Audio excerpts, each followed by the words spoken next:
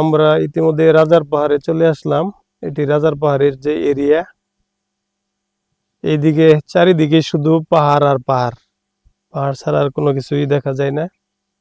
এটি শেরপুর জেলা শহর থেকে শ্রীবর্দী হয়ে তারপরে এই রাজার পাহাড়ে আসতে হয়। দুই পাহাড়ের দুই সাইডে পাহাড় দেখতে তো পাচ্ছেন, টিলা টালা রাস্তা। আমরা যেহেতু বাইক নিয়ে আসছি, যারা আপনারা আসবেন বাইক নিয়ে আসলে এইভাবে বাইক দিয়ে উপরে উঠতে পারবেন, রাস্তা করা আছে।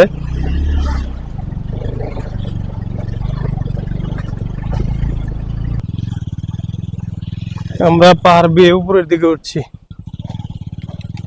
এটা বিশাল পাহাড়, রাজার পাহাড়। চতুর্পাশটাই কিন্তু অনেক সুন্দর।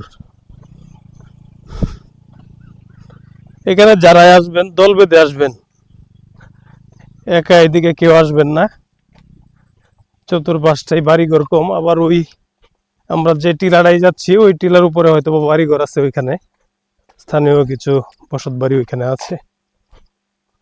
এখন রাজার পাহাড়ে আছি। রাজার পাহাড়ের এটা হলো রাজার পাহাড়। এই রাজার পাহাড়ের যে উপরের অংশটা, এখানে আবাদ টাবাদ করা হয়।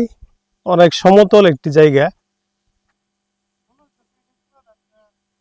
আমার যে সামনেই দেখতে পাচ্ছি এটা হলো কমলার বাগান। আমরা ওই পাশটা একটু যাব। এটা অনেক উপরে, একটি সমতল ভূমির, পাহাড়ের উপর সমতল।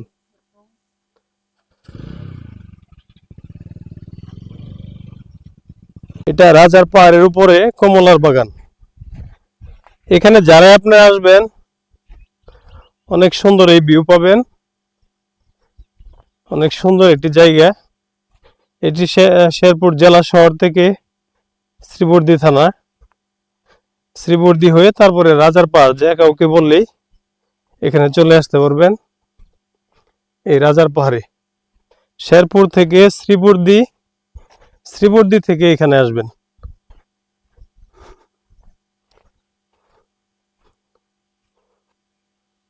এই পাশটা আমরা দেখতে পাচ্ছি যে নানান জাতের ঔষধি গাছ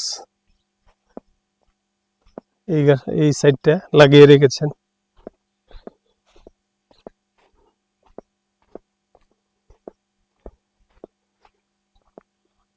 এখানে বন্য হাতি গুলো এখানে চলে আসে দল বেঁধে।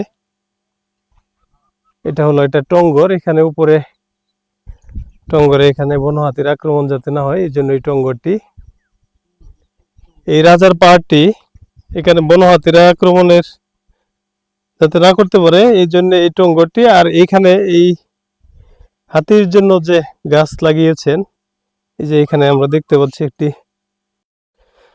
আসসালামু আলাইকুম ভিউয়ার্স, আমি এখন এই মুহূর্তে আছি যে রাজার পাহাড়। এটি হলো শেরপুর জেলা শহর থেকে প্রায় 20-25 কিলো ভিতরে যে শ্রীবর্দী উপজেলায় রাজার পাহাড়। এখানে রাজার পাহাড়টি অনেক সুন্দর একটি পাহাড়। এখানে সমতল জায়গা।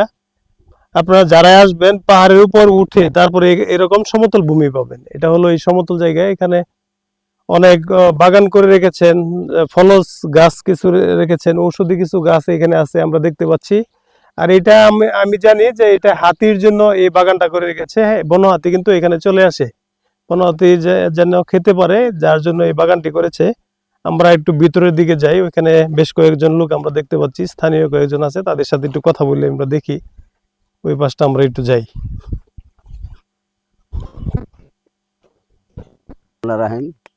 এই জায়গাটা আজা পাহাড় বললো আগে আজার বাড়ি ছিল। এখান দিয়ে যে বাড়িটা দেখা যায় এর পাশ থেকে ইট বাড়া বহুত দূর খুঁজলে করে, বহুদিনের ইট। এরপরে দারাগা বাড়ি করছে, তখন আমরা বুঝিনি। এই জায়গাটা পাবলিকের দখলে ছিল, বন বিভাগের জায়গা, খাল জমিন। এটা পাবলিকে সবজির আবাদ করে খাইছে। পরে এই এনজার এসি বালিজুরি সুমন স্যার, এটা ভালো এনজার। এই এনজার পরে এই জায়গাটা নিজের হাতে দখল করে নিল, পাবলিকের থেন ছুটাই নিয়ে নিজেই সব হাতির বাগান করলো। এটা হাতিয়া খাবো, পকপাহালি, যেন অনেক জাতি ফল ফলান্তি গাছ আছে। আমলকি, হত্তিকি, বহারা, তিতুল, যে আম, জুম্বিরে, নটকর, কাজু বাদাম আছে, কাঠবাদাম আছে, সব জাতির যা ফলের গাছই আছে এখানে লাগাছে হাতির জন্য। এটা হাতিও খাবে, পকপাহালি খাবে, বোধ হয়তো মাংসও খাবে। নিয়েই আদা বাড্ডা তৈরি করছে। এই বাগানটা দেখতো আমার উপরে, আমি পহারা দিই, লক্ষ্য করি, এই বাগানটা খেল করে একটা আছে আমি। আচ্ছা, হাতি কি চলে আসে? হ্যাঁ, হাতি আসে, মানে হাতি যখন আসে তখন মানুষের বলে দিয়ে জাম হয়ে যায় হাতি, যে এই যে জায়গাগুলো দেখেন না, হ্যাঁ এটা দিয়ে হাতি স্পষ্ট নামে মধ্যমবাড়ি। সবজি খায়, এই যে ভটভটি করে ভটভটি খায়, আচ্ছা ওই জন্য আবার এগুড়ি জমি। এই পাশে আছে মালটা জমি, ওটা এগুড়ি। এই যে এই জায়গাটা বনের জায়গা, এটা আর কি বন বিভাগ। তাহলে হাতি এসে হ্যাঁ বিরক্ত হ্যাঁ করে। হ্যাঁ, বিরক্ত করে মানে অনেক বিরক্ত করে। এই যে গাছ গাছলে কারণ টারুল খায়, বাড়ি ঘর ভাঙে, ধান খায়, এগুলো অনেক জাতি আচ্ছা গাছ কাকা, টাছ। এর আরেকটা জিনিস আমরা জানি যে এখানে একজন দারোগা ছিল, পাগলা দারোগা, ওনার সম্পর্কে একটু যদি কিছু বলতেন। দারাগা তো আমরা দেখছি অনেক উঁচু লম্বা ছিল, জীবন আছিল, এগুলো দারাগা চাকরি করছে, পরে অনেক একটা ইয়ে হলে দারাগা চাকরি বাদ দিয়ে পরে এনে থাকতে বাড়ি করছে বহু। ওই কোনোদিন গাড়ি ঘোড়া চড়ে নাই। এখানে কি বাড়ি করছে? হ্যাঁ বাড়ি আছে তো, তার বাড়ি। ওনার বিটাটা মনে হয় ওইটা না? হ্যাঁ ওইটাই, ওই ওইটা ওনার বাড়িটাই। বিটা। তখন এখন উনি তো নাইকে মারা গেছে। আচ্ছা। আগে মনে করেন যে কোনো জায়গায় গেছে হেঁটে গেছে, কোনো গাড়ি ঘোড়া চড়ে নি। তোলে একটা টুফলা নিছে, নিয়ে এই চলছে। উঁচা লম্বা আছে সব মাছটা আমরা দেখছি। তারপরে জামাই আসি, এই যে জামাই বিডি বিয়ে পরে এই জামাই থাকতে আছে এখন। এই জায়গাটা কাকা শেরপুর জেলা শহর থেকে কতটুকু দূরে? মানে শেরপুর জেলা শহর থেকে শেরপুর থেকে আমরা শিরবুদ্দি থানা আছে মনে করেন 15-20 কিলো আছে এখানে জায়গাটা, শিরবুদ্দি থানার থেকে আর কি। শ্রীবর্ধী থানা থেকে উপজেলা থেকে 15-20 কিলো হ্যাঁ। এই রাজার পাহাড়। আজা পাহাড়। এখানে লোকজন আসে? হ্যাঁ প্রচুর লোকজন আসে, প্রচুর লোকজন আসে এখানে দেখতে আসে। জায়গাটা তো একদম সমতল, এনু চললে পরে দেখা যায় না কোনো আমরা সমতল জায়গার মধ্যে আছি, পাহাড় মনে করা যায় তবে না। আমি দেখছি একটা জিনিস, যে পাহাড়ের উপরে যে এরকম সমতল ভূমি, এটা কিন্তু খুব কম পাইছি। না কোনো জায়গা নেই, এই হ্যাঁ? জায়গাটাই আছে। এটা হ্যাঁ। মনে করেন এই দিয়ে যাবেন, এন থাইলে মনে করেন ওই মাথা পর্যন্ত 5 কিলো সমতল, একদম সমতল জায়গা, একদম সমতল। একবার সমতল। এনু হইলে পরে কেউ কেউ কেউ গেলে না এটা আমরা নামার জায়গাতে আছে, টিলে মনেই করে না। এত সুন্দর দেখেন না কোনো ই দেখা যায়, সুন্দর খুব। আচ্ছা ঠিক আছে কাকা, হ্যাঁ। ভালো লাগলো। আমরা আচ্ছা, ঠিক একটু আছে। ওই যে দারোগা, যে পাগলা দারোগা, ওনার যে বিডাটা, আমরা ওই বিডাটা পর্যন্ত যাই। ওইখানে মনে হয় কিছু গাছ দেখতে পাচ্ছি, হ্যাঁ, কাঁঠাল গাছ গাছ, আছে, ফল ফলার দিকে ফল ফলান্তি কিছু গাছ আছে। আমরা ওই বিডাটা ওই দিক দিয়ে একটু যাই। দেখেন। আচ্ছা কাকা, আচ্ছা, ঠিক আসসালামু আছে। আলাইকুম। হ্যাঁ, তো রাজার পাহাড়, যে এই পাহাড়ের উপরে উঠলে আপনারা বুঝবেন না যে এটি পাহাড়, আপনাদের কাছে মনে হবে যে এটি সমতল কোনো ভূমি। তো আমরা হাঁটতেছি, ওই বাগ বাগিচা, সবজি আবাদ টাবাদ এইগুলা করে রেখেছে। এখানে প্রচুর হাতির আক্রমণ, যার ফলে কিন্তু হাতির জন্য এই যে বনস ফলস বিভিন্ন ধরনের যে গাছ, হাতির আক্রমণটা যেন অন্যদিকে একটু কম হয়। এখানে স্থানীয় কিছু ঘরবাড়ি আছে। আমরা এই বিটাটাতে একটু যাচ্ছি। এই বিটাটা কিছু লিচু গাছ দেখতে পাচ্ছি, কাঁঠাল গাছ, ফলস গাছ। এটা এখানে পাগলা দারোগা নামে একজন লোক ছিলেন, ওনার নামেই কিন্তু এখানে এই জায়গাটা অনেকেই চিনে। আমরা এই জায়গাটাতে একটু যাব।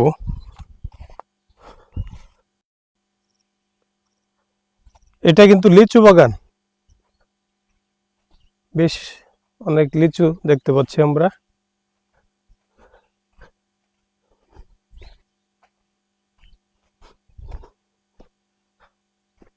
আর ওই পাশটা কিছু ফলের গাছ দেখতে পাচ্ছি আমরা।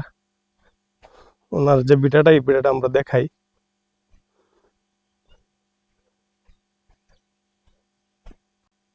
এখানে কয়েকটি কাঁঠাল ধরছে গাছে, বেল গাছ, এনে কিছু আবাদি জায়গা।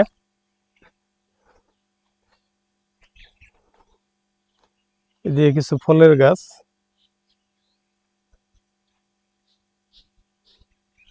এটি কিন্তু একদম পাহাড়ের উপরে, পাহাড়ের উপরে এই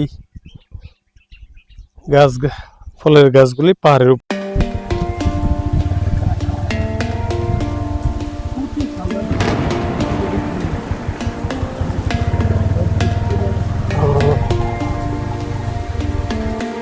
এটা কিন্তু পাহাড় থেকে অনেকটা নিচে আমরা দেখতে পাচ্ছি। এখানে এটা এই দিক দিয়ে পানি যাওয়ার জন্য একটি রাস্তা, সুড়ঙ্গ রাস্তা, দুই সাইডে পাহাড়।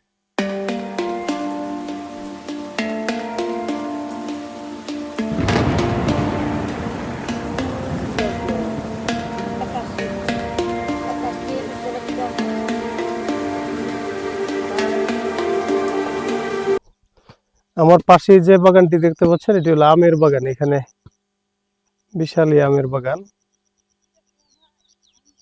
অনেক গাছে আম ধরেছে। আবার ওই সাইডে লিচুর বাগান।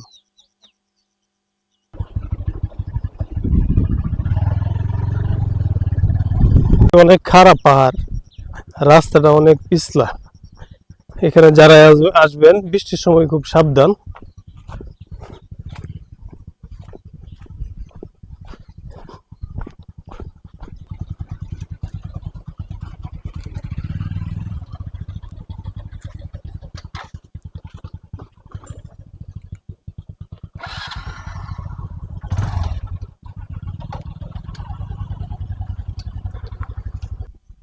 চতুর্পাশে রাজার পাহাড়, বিশাল বড় বড় এই পাহাড়।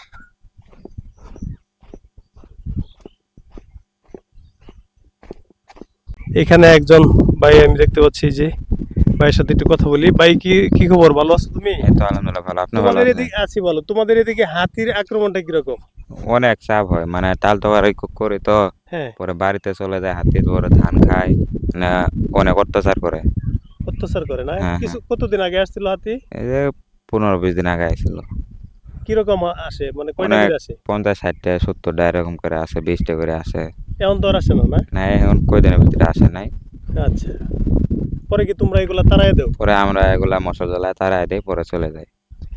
এখানে আসলে আমি তাদের সাথে একটু কথা বলে দেখলাম যে এখানে এই ফসলের সময় হাতিগুলা আসে ফসল খাওয়ার জন্য, আর যখন ফসল না থাকে তখন হাতিগুলা আর এদিকে কম আসে। আর যারা এইদিকে যে বাড়িঘর গুলা আছে তারা সবাই মিলে এইগুলা প্রতিহত করে।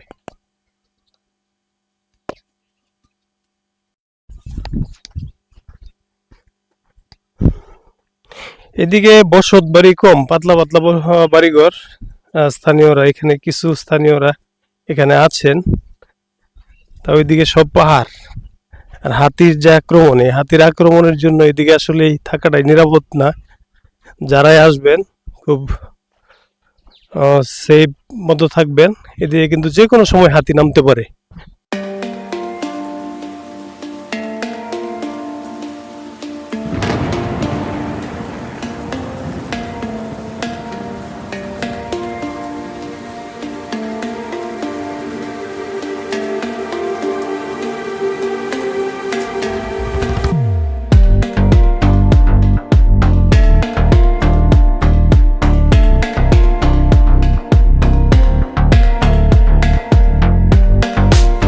এই জায়গাটি বসে আছে, এটি রাজার পাহাড়ের যে এটি টং, এটি হলো এই ভাইরাল টং। আমি এই টং এর উপরে আছি। আজকে এই রাজার পাহাড়তে এই পর্যন্তই। আপনারা যারাই আসবেন এখানে এই রাজার পাহাড়টি ঘুরে দেখবেন, অনেক সমতল সুন্দর একটি জায়গা। এখানে বনভোজন করতে পারেন, এখানে ঘুরতে আসতে পারেন। আর যারাই আসবেন দল বেঁধে আসবেন। সবাই সুস্থ থাকবেন, ভালো থাকবেন। আল্লাহ হাফেজ।